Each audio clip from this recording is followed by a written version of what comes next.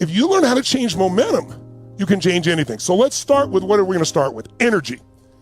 Energy is the single most important thing. How many of you out there have your own business? Raise your hand if you own your own business so I can get a sense. In the group that I can see so far, it's around 85, 90%. That's usually who is. How many of you who don't own a business are in a place of leadership? You either manage people or your mom or a dad. You have to manage or interact with people and influence them. Say I. So if you're in those positions, the way you lead is with your emotional state. Like if there's a problem and people are freaking out and you just come and go, move, I'll handle it. It's not ego, you just feel that certainty. People are like, wow, that's somebody I want to deal with.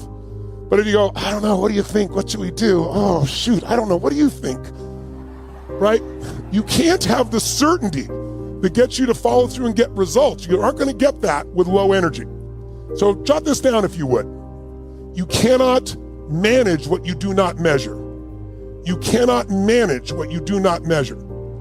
Now, the number one thing we have to measure is our level of energy, because it's going to affect the way your brain functions, the way you interact with other human beings, whether a problem knocks you to your knees or whether you truly step up. So that energy is critical. Now think about this. On a 0 to 10, if your energy is a 10, it's that 0 to 10, like unstoppable energy. Literally, anybody can give you anything and you're going to pour through it. You're going to find a way. If your energy is like a 5, if it's a 2 or 3, it's over. Well, first of all, I'm sorry you lost your job, and I'm not being trite, but crisis creates breakthroughs. It either destroys you if you let it, or creates a breakthrough. It's like nobody wants to be disappointed. But if you're going to be successful, you have to learn to discipline your disappointment, right? You can't let it take you over. And so many people today are in despair. I don't know if you read, but I think it was 20% of all kids under the age of 30, according to the CDC, said they've considered suicide in the last 6 months because they had no compelling future. By the way, did you hear Siri when she talked about being wired by all these machines, 5% chance to live. And what did she do? She created a compelling future, saw herself running back up that mountain, celebrating, doing those things. Without a compelling future, you're not going to make anything happen. What you're going to get out of this weekend is a compelling future, number one. Number two, you're going to learn how to change your state. So it doesn't matter, just like Suri did. It doesn't matter what's going on. It doesn't matter how bad it is. You're not just going to understand it intellectually. We're going to be doing it day and night, night and day. When I talk about this idea of immersion, I don't think some of you really get what I mean. Like, immersion is when you're living, breathing, experiencing it, not sitting back, writing a few notes and thinking about it. We have some processes there that are incredibly intense, but they're incredibly fulfilling because they change the way your brain is wired. And so when you're going up and you're competing, and there's a lot of competition now, you and I both know that, really skilled people because of the changes that COVID brought, you no longer had to have a problem to be let go of. Companies had to let go of some of their best people to survive, and many companies would have gone under. So if you're going for that next opportunity, your psychological, emotional fitness, your capacity to be able to deal with any challenge, your ownership of yourself is what's going to push over the edge. Because we all know applicants, there's lots of applicants now. We're looking at so many great people, but we're looking for the people that have the mental, emotional fitness, the chemistry, the psychology to be able, no matter what they face, to turn it around. And that shows up more than your CV does, that's for sure. That shows up a hell of a lot more than telling us what you can do. It's feeling who you are. Let me give you an example. Let's say, for example, you're in a relationship with somebody. And let's say the two of you truly love each other. I mean, adore each other. And you're both in these peak high energy states and you love each other. How will that relationship go? You know it's going to be a great relationship. It's not going to be poor. It's not going to be weak. Two people in great states around each other, loving each other, extraordinary, magnificent. What if you have the same two people and you let the energy drop down to, pretty good, okay, good. Not outstanding, amazing, magnificent, but good. These two people love each other just as much. Is it going to be the same quality of relationship? Yes or no? Yes or no? No way. No way, you know it, even though they love each other, because your state affects it all. Now, what if instead of in a peak state or even an okay state, and it has nothing to do with each other, both people get in a really low state. They're stressed out, they're exhausted, they've been locked up forever, the kids are home, everybody's fighting for bandwidth, trying to get things done. It's like, I can't even go outside, and all this is going on, and they still love each other, but their energy, they allow it to get way down here low. Is it going to be the same relationship, yes or no? You know it's not going to. Now people are going to say and do things they don't even mean, but their partner may not forget it, and it hurts. Now we got problems. The only other position is one's high energy, one's low energy. That's another danger zone, because this person's want to stay good. Well, why aren't you feeling good? And they might even get in a fight over this. So your energy's got to be measured. So shake your body out just for a second.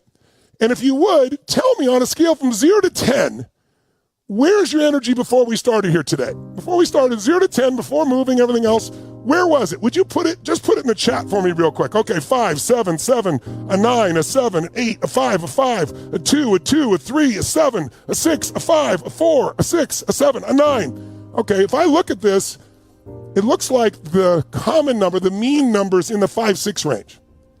So I have a question for you. Would you ever want to date a 5? Are you going to want to do business with a person of a 5 of energy? Is the person of 5 energy going to break through and build their business, find the way to be financially free, have this incredible relationship? Hell no.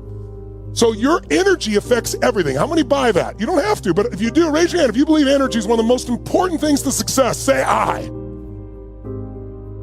And I want you to remember this. Write this in your notes. Whatever you look for, you will find. Whatever you look for, you will find. Whatever you look for, you're going to get. And by the way we look for things is we ask questions about people, about our life, about ourselves. That's how you look for things. The way you direct what you focus on is ask a question. Very quickly, look around this room as fast as you can. I want you to notice everything in this room that's brown. Quick, everything that's brown, brown. Clothing, people's hair, floors, anything brown, brown, brown. Only brown, brown, brown, brown, brown, brown, brown. Close your eyes. With your eyes closed now, tell me everything in this room that's red. Raise your hand if you see a lot more brown in your head than you see red. Raise your hand. Open your eyes, look for red now. See everything you see in this room that's red, red, red, red. Anywhere you can see it, clothing, people, anywhere you see red, red, red, red, red. Look around, red, red, red. How many see a lot more red now? Raise your hand. Guess what? You get what you look for. And I got you to look for it by asking a question. That's also how you get yourself to look for things, by asking a question. Like, what's wrong with this person? And you know what? If you look, you'll find what's wrong. There's wrong. Look, there's what's wrong with them. Why are they such a scumbag? You say, okay, why? All right, here's one reason, here's another, here's another. How come I can never succeed? Well, let's see here. You look inside, you say, oh yeah, these suspenders aren't the right level. Yeah, this here, yeah, my childhood, yeah, I got all the reasons. We get what we look for. Can you find somebody who's horrible, and could you find something good in them if you look for it? Yes or no? Yeah, because you're the one that determines whether it's good or not anyway. Isn't that true? Could you find something good in Saddam Hussein if you wanted to? I'm not saying we should. Right? If you wanted to, could you? Do certain people think he's good? Yeah. People say, hey, he's gotten back our land. I don't necessarily agree, but you don't have to agree to be able to appreciate. Is there a difference? Yeah. You can appreciate somebody's view even if you don't agree with it. You can appreciate that for them that's true. You can appreciate that they have a different reality than you have about something. Most of us think we all have to share the same perceived reality. I'm sure we share the same physical reality, but physical reality is not what most of us experience. We experience a perceived reality we've made up in our head. Isn't that true? And so do you remember what the title of this technology is? Bridging realities. What we're going to want to do is build a bridge between our reality and somebody else's so that we can connect and have a relationship. We don't have to make them live in our reality. We don't have to hold our reality as though absolute. We can create a bridge, and by having that bridge, we can exchange information between our two cities, our two communities of emotion, our two communities of understanding. We can create a connection. We're no longer separate. We're connected, and we can share. We can have our own identity and feeling. We can also connect and share. There's no limit. We can do it at any moment. All we have to do is choose to cross the bridge. That's all we got to do. Bridge the reality. I'm going to show you how to do that with people for the rest of your life. It'll change your life like few things you've ever learned in your life. It'll be so simple, it'll be a joke. But it starts with this basic philosophical understanding. The way you feel is based on the meaning you give things. You are the one giving the meaning no matter what, even though it feels like somebody else. And the question is, are you doing an empowering meaning or a disempowering meaning? And if you say, yeah, but look, I got proof that what I'm saying is true. Do you want to be in right, or do you want to be in a relationship? Do you want to be right, or do you want to be in love? I'll write that down. Ask yourself this is a question of the future. Next time you're in an argument, you want to ask yourself, do you want to be right or do you want to be in love? Because that's really your choice. That's really it.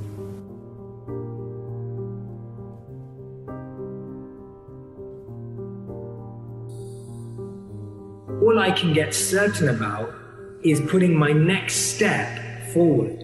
And I think it's kind of like when you're walking, you've become so comfortable walking you don't even realize, but actually all you're doing is putting your next step right. You can't think about what's going to happen in 100 steps time because you haven't walked over the ground then. You don't know how the ground's going to change. So for me, the monk mindset is, how do I just place this next step? Not perfectly, but how do I place this next step with my best intention, process, and habits possible? And what does that require? That requires me to be connected internally to my internal guide. And what does that require? It requires me to find that stillness and space so that I can actually listen. So the true source of influence is your service to something higher. Without that, you're living a life of manipulation, trying to get something to be successful.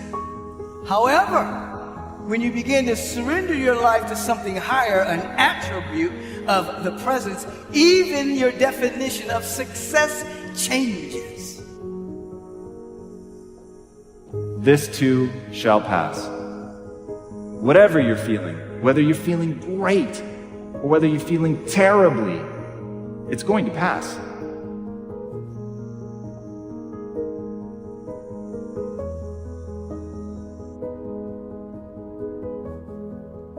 Because I think few things are as powerful to wake you up, to remind you about what's most important, to fuel your energy, to get you into the game so you let go of your fears and you do what you need to do to get big things done than connecting to your own mortality. When you realize that every single day could be your last, or when you appreciate that no matter how long you live, life is a short ride, you just sort of let go of the fears and you let go of the limits and you live full on and you seize opportunities and you have real conversations with real people and you sort of wear your heart on your sleeve and you bring on the fullness of your authenticity and you do whatever it takes to get your loftiest dreams to get done. To advancing what has not been advanced, to showing that which is not seen. And not obsessing with the successes we've had and how much iceberg is above the ocean, but how much more work we have to do. And it all started with a tiny little bit of ice sticking above the ocean.